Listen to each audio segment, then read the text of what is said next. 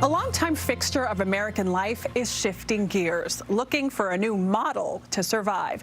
Car dealerships are getting a lot less traffic as more purchases happen online, and supply chain issues make new vehicles hard to find. But in tonight's Weekend Journal, CBS's Jeff Wagner takes us to a small-town dealer navigating the challenges to its best sales year ever.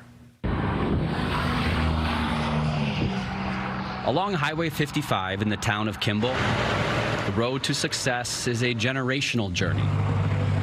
Ancestors paved the way. So this would be my grandfather, Andrew, who started the business in 1928. Family maintain it, and loyal customers trust it. I have to be thankful to our local area for supporting us, because it can't happen without that. Stephen Mouse is one of 3 brothers who own AM Mouse & Son. There's no pressure. There's no pressure. He and Ed run the sales arm of the business, while Carrie manages the service center.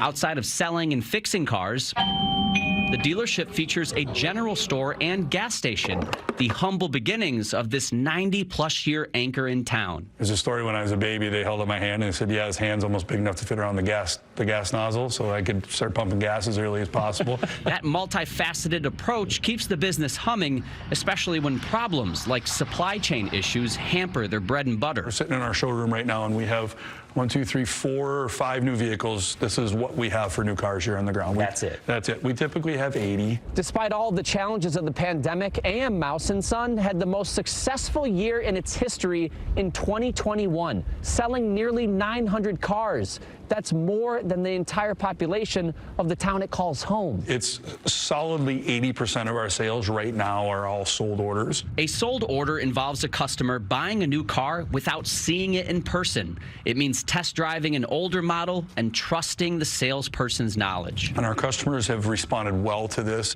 Goodwill that's earned through years of honest sales. I mean, there's real quality of work and service there. David McLaughlin's grandparents bought a cabin in Kimball in the 80s. They then bought several cars at Mouse, the beginnings of a family tradition. We all get our cars from there. My grandparents bought 5 or 6, and my folks 6 or 7 or 8. My brother Mike, he's probably bought at least 8 cars from them. That is the essence of AM Mouse & Son is our customer base and our loyal customer base.